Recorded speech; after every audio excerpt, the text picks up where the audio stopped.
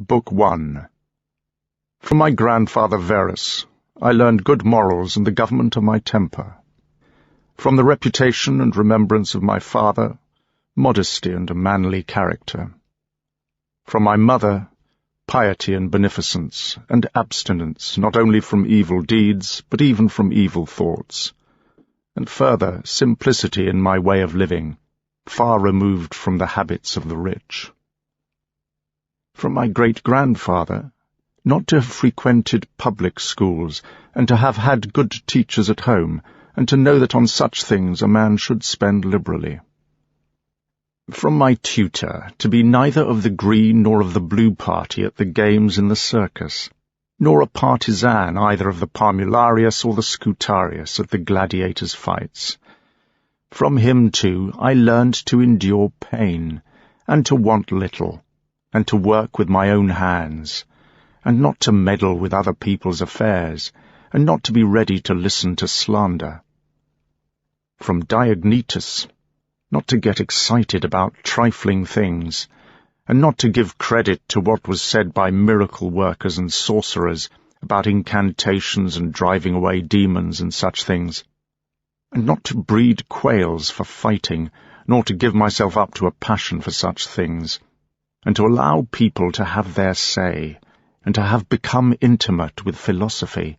and to have gone to hear Bacchius, and then Tandasis, and Marcianus, and to have written essays in my youth, and to have been happy with a plank bed and a hide for covering, and whatever else goes with the Greek discipline. From Rusticus, I received the impression that my character required improvement and discipline, and from him I learned not to be led astray into over-elaborate prose, not writing with my head in the clouds, nor delivering little encouraging talks, nor talking up the practice of austerities or good works, and to abstain from rhetoric and poetry and fine writing, and not to walk about in the house in my outdoor dress, nor to do other things of the kind, and to write letters in a simple style, like the letter which Rusticus himself wrote from Sinuessa to my mother. And with respect to those who have offended me by words or done me wrong, to be easily disposed to be pacified and reconciled, as soon as they have shown a readiness to be reconciled, and to read carefully, and not to be satisfied with a superficial understanding of a book, nor hastily to give my assent to those who talk overmuch. And I am indebted to him for being acquainted with the discourses of Epictetus, which he communicated to me out of his own collection. From Apollonius I learned freedom of will and undeviating steadiness of purpose, and to take no other viewpoint even for a moment but that of reason, and to be always the same in sharp physical pain, on the occasion of the loss of a child, and in long illness,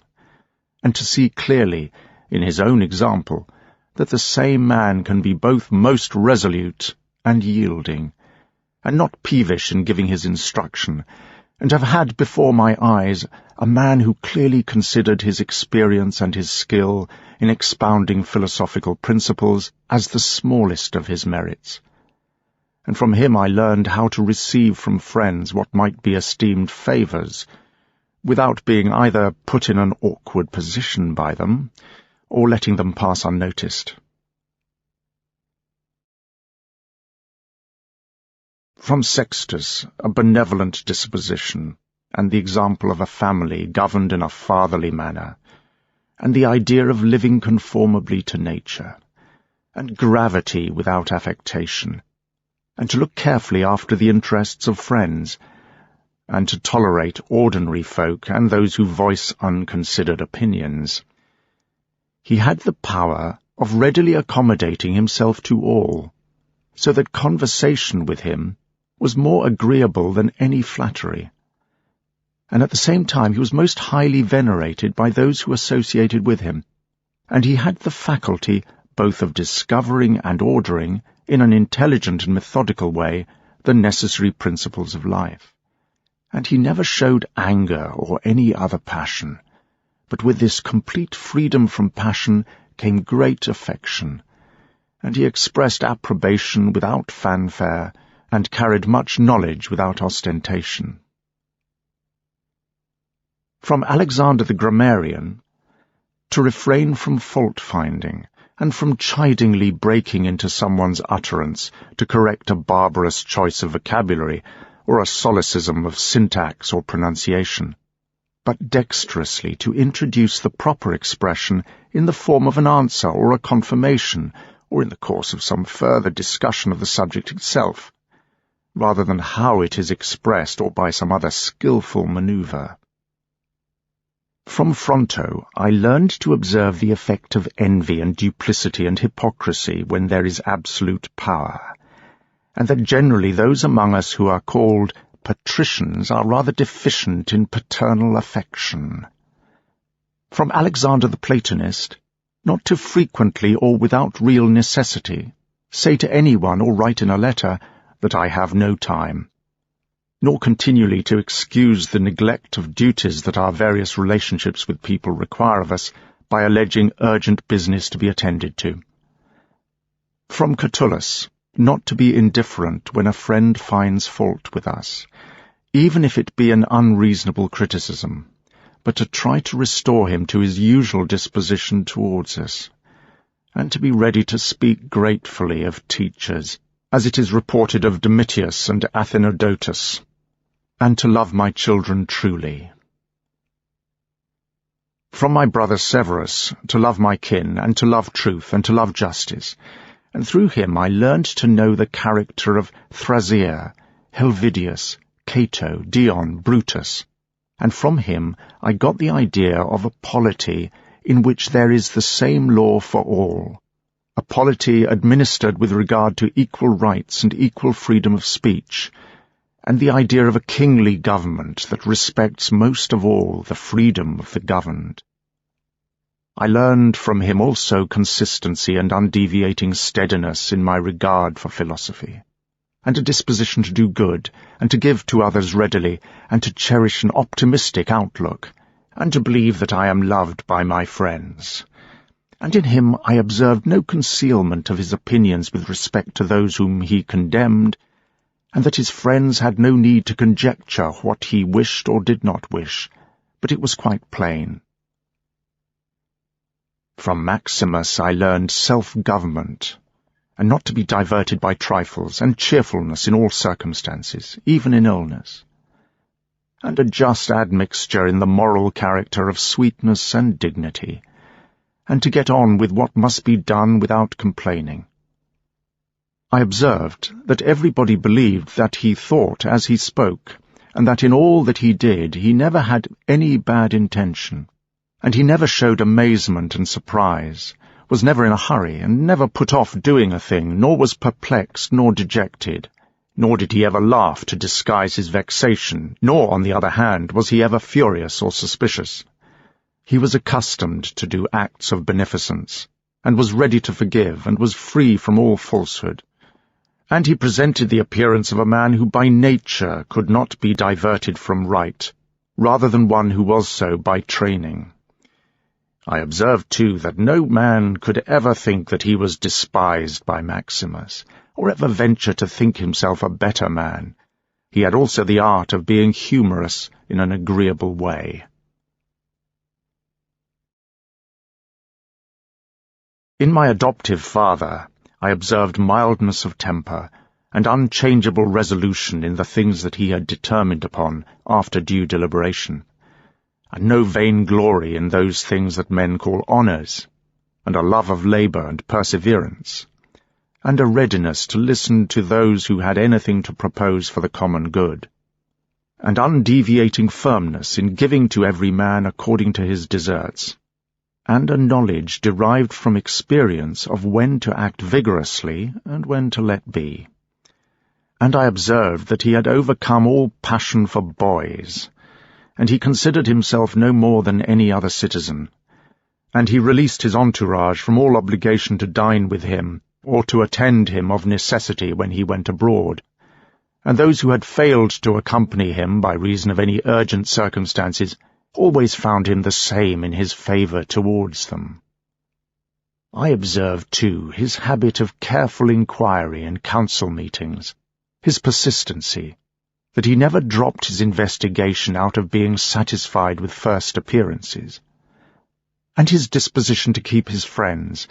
being neither soon tired of them nor extravagant in his affection, and his self-mastery and cheerfulness, and his ability to see things coming from a long way off, and his discreet provision for the smallest detail, and his immediate check on public applause and all flattery, and his watchfulness over the things which were necessary for the administration of the empire, and his good management of expenditure, and his patience in putting up with the blame that he got for such conduct. He was neither cravenly superstitious with respect to the gods, nor did he court men by gifts, or by trying to please them, or by winning the support of the populace, but he showed sobriety in all things, and firmness, and never a small-minded thought or action, nor love of novelty. And the things that make life comfortable, and of which fortune gave him an abundant supply, he used without arrogance, and without excusing himself, so that when he had them he enjoyed them without affectation, and when he had them not, he did not regret their absence. No one could ever say of him that he was a sophist, or a jumped-up nobody, or a pedant, but everyone acknowledged him to be a man of matured understanding, above flattery, able to manage his own and other men's affairs. Besides this, he honoured those who were true philosophers, and he did not reproach those who pretended to be philosophers, nor yet was he easily led by them. He was also easy in conversation, and he made himself agreeable without any offensive affectation. He took a reasonable care of his body's health, not as one who was greatly attached to life, nor out of regard to personal appearance, nor yet in a careless way, but so that through his own attention he very seldom stood in need of the physician's art or medicine or external applications.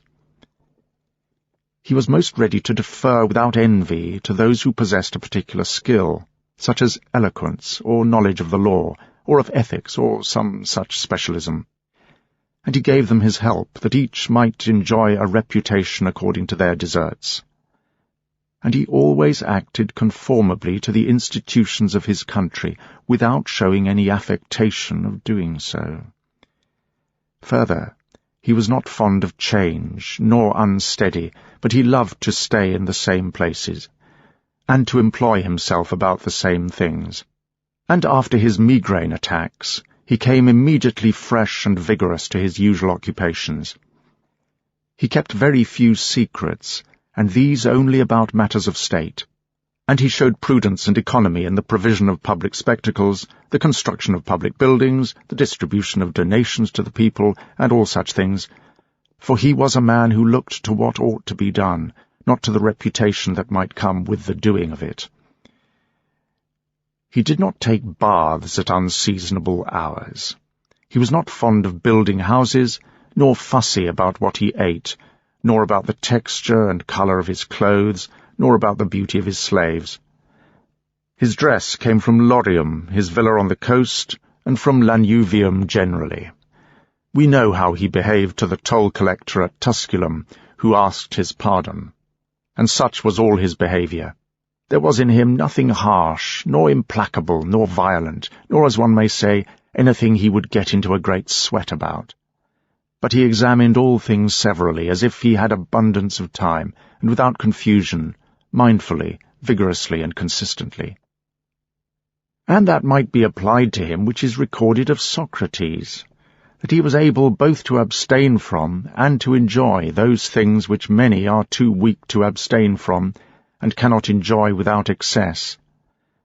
But to be strong enough both to bear the one and to be sober in the other is the mark of a man who has a perfect and invincible soul, equal to that shown by Maximus in his illness. To the gods I am indebted for having good grandfathers, good parents, a good sister, good teachers, good associates, good kinsmen and friends, nearly everything good. Further, I owe it to the gods that I was not precipitated into any offence against any of them, even though I had a disposition which, if opportunity had offered, might have led me to do something of this kind. But through their favour there never was such a concurrence of circumstances as put me to the trial. Further, I am thankful to the gods that I was not longer brought up with my grandfather's concubine, and that I preserved my innocence, not making proof of my virility before the proper time came for it, but even leaving it longer than that. I am grateful also to have been subjected to a ruler and a father who was able to take away all pride from me, and to bring me to the knowledge that it is possible for a man to live in a palace without needing bodyguards or embroidered uniforms or torches and statues and such like show, but that it is in such a man's power to bring himself very near to the fashion of a private person, without being for this reason either meaner in thought or more remiss in action, with respect to the things that must be done for the public interest in a manner that befits a ruler. I thank the gods for giving me such a brother that was able by his moral character to rouse me to vigilance over myself, and who at the same time pleased me by his respect and affection, that my children have not been stupid or physically deformed, that I did not achieve more proficiency in rhetoric, poetry, and the other studies, in which I might well, perhaps, have been completely engaged if I had seen that I was making progress in them, that I made haste to appoint my teachers to the positions of honour that they evidently craved, without putting them off on account of their youth, with the hope that I might do so in the future, that I came to know Apollonius, Rusticus, Maximus, that I received a clear and frequent impression of what a life lived according to nature might consist in, so that where it concerns the gods, their gifts and help and inspiration, nothing hindered me from forthwith living according to nature, though I still fall short of it through my own fault, and through not observing the admonitions of the gods, and, I may almost say, their direct instructions, that my body has held out so long in such a kind of life, that I never touched either Benedicta or Theodotus, and that having later fallen into amatory passions, I was cured. And though I was often out of humour with Rusticus, I never did anything of which I had occasion to repent. That though it was my mother's fate to die young, she spent the last years of her life with me. That whenever I wished to help any man in his need or on any other occasion, I was never told that I had not the means of doing it, and that I never had such a need myself of financial assistance from another. That I have such a wife, so obedient, so affectionate and artless, that I had an abundance of good teachers for my children, and that I have had the help of my dreams in revealing to me remedies against, among other things, spitting blood and dizzy spells, and that, when I had an inclination to philosophy, I did not fall into the hands of any sophist, and that I did not waste my time on the study of literature or resolving intellectual puzzles, or occupy myself with examining the movements of the heavens, for all these things require the help of the gods and fortune.